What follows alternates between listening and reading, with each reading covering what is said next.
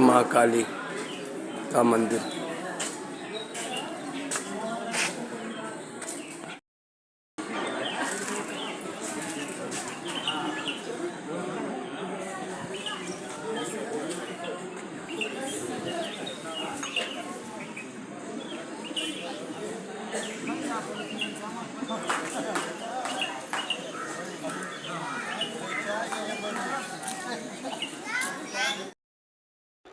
साथियों नमस्कार। इस समय हम बदलता भारत टीवी से ग्राम सभा रुपयनपुर परशुरामपुर सरैया बाजार है, उसी के बगल में पड़ता है रुपयनपुर ग्राम सभा। और यहाँ बहुत पौराणिक, बहुत पुराना प्राचीन शिव मंदिर है। और यहाँ के महंत जी से मिल करके आप लोगों को सामने दर्शा रहे हैं, अभी दिखाएंगे। यहाँ शादी ब्याह भी लोगों के होते हैं, मनसा भी पूर्ण होती है। अभी आगे चल के यहाँ की मूर्तियों वगैरह को भी हम आप लोगों को दिखाएंगे।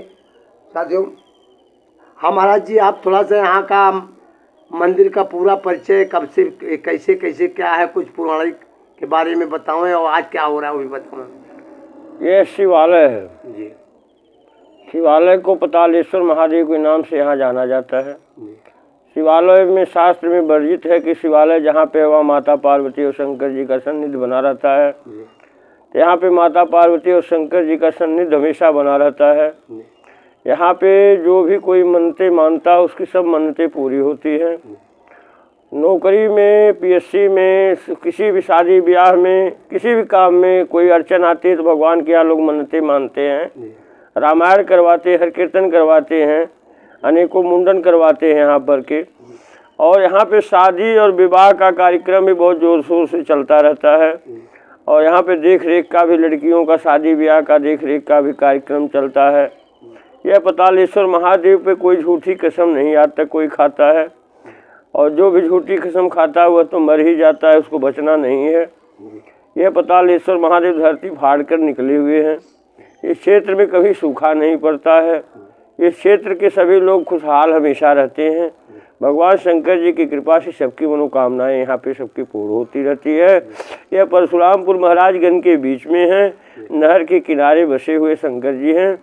और यह गोपनीयता बहुत बड़ी है कि यहाँ पे अनेक ऋषि महात्मा अच्छे अच्छे आए हैं। बहुत दिग्गज लोग ऋषि आए जो कि एक मुट्ठी में ही चावल में सब लोगों को भोजन कराते थे। ऐसे ऐसे ऋषि इस धरती पे रह चुके हैं। यह पतालेश्वर महाराजगंज और भैरव जी के करीब में है। यहाँ पे आज तक कोई नेता विशेष ध्यान नहीं दिया। दिनेश यादव को तो हमने कई बार चिट्ठी दिया, वह तो आए ही नहीं यहाँ पे। अब कहते हैं हमारा भाजपा आजमगढ़ क्षेत्र है, यह प्राचीन शिवशिला पर वह नेता कभी तक यहाँ पे कदम तक नहीं रखे। तो बताओ ऐसी धरती पे जो लोग ध्यान नहीं देंगे, धर्म का ध्यान नहीं देंगे तो धर्म धरोहर कैसे बचेगी।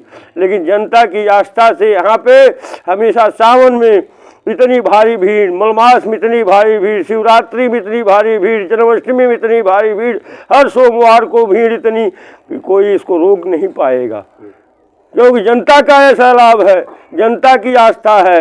ये सरकार की आस्था नहीं है। सरकार अगर नहीं ध्यान दे रही तो जनता इस पर ध्यान दे रही है, इसलिए यह मंदिर चल रहा है। सरकार का तो कोई अनुदान यहाँ पे नहीं आ पा रहा है आज तक। तो सर अभी यहाँ शादी ब्याह देख रहे हैं, शादी लोग बारात तमाम गाड़ियां लगी हुई है, कैसा है इसका क्या मतलब? यहाँ पे देखो गाड़ियां लगी हुई, शादी ब्याह के लोग दूर दूर से जहानागंज से अभी देखो आज के डेट में आए हुए हैं। ये महाराजगंज के राढ़ीपुरा की ब्राह्मण देवता है, ब्राह्मणों की शादी है आज के डेट में। और खूब खुशहाली से शादी होती है। यहाँ पे सब लोग जो शादी करके जाते हैं उनका जोड़ा हमेशा अचल रहता है और सौभाग्यवान बना रहता है।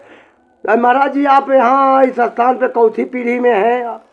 ये हम संतों की पीढ़ी में, हम समझ लो 8वीं 9वीं पीढ़ी में है। संतों की पीढ़ी में, संतों की पीढ़ी में 9वीं पढ़ी जी।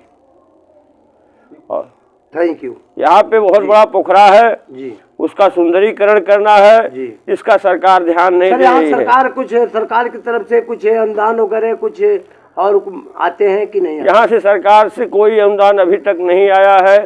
सरकार से यहाँ कोई विशेष सुविधा नहीं मिल पाई जनता के लिए कि एक रैन बसेरा मिल जाए, यहाँ पे पोखरा का सुंदरीकरण हो जाए, सबको जल बैठने का जल शुद्ध पानी मिले, ये व्यवस्था सरकार ध्यान नहीं दे रही है यहाँ पे। अब यहाँ इतना भीड़ भाड़ लगता है तो रैन बसेरा तो होना ही चाहिए, बहुत जरूरी है। एक बहुत पहले कमलेश यादव जी ने यहाँ बड़हड्डी गांव के है जमालपुर के, और इन्होंने एक रैन बसेरा पास कराया है। आज के 10 साल पहले 15 साल पहले उसी रैन बसेरा से सब कार होता रहता है। आज तक दूसरा कोई स्थान नहीं संतों के बैठने का उठने का नहीं बन पाया यहाँ पे, असुविधा है। इसलिए विशेष ध्यान दे सरकार तो बहुत अच्छा होगा, बहुत कृपा होगी। अभी पर्यटन विभाग द्वारा जो है काफी मंदिरों का जो सुंदरीकरण हुआ है जी, जो तो इस मंदिर में ऐसा सरकार से कोई अनुदान वगैरह? आज तक यहाँ से कोई ऐसा अनुदान सरकार से यहाँ पे नहीं आ पाया है। जबकि बहुत प्राचीन मंदिर है, बहुत प्राचीन। जिला में भवरनाथ का कोई नाम नहीं जानता था, उसके पहले ये मशहूर मंदिर था।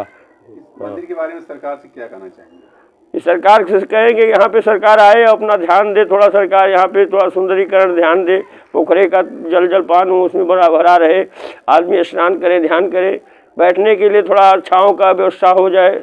ये मंदिर कितना पुराना है? यह मंदिर कम से कम 500-1000 वर्ष पुराना है। युग का ये समझ लो द्वापर का ही ये मंदिर है। साथियों मैं आप लोगों को दिखा रहा हूँ, ये बहुत प्राचीन मंदिर अभी यहाँ के महंत जी बताए हैं कितना दिन पहले का प्राचीन मंदिर है।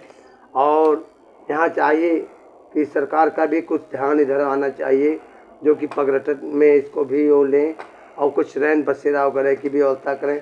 यहाँ के संसद विधायक महोदय लोगों का भी ध्यान इधर होना चाहिए कि यहाँ आए दिन इतना भीड़ भाड़ शादी ब्याह वगैरह होता है, तो वाकई में रैन बसेरा की तो ज़रूरत पड़ती ही है। थैंक यू, नमस्कार।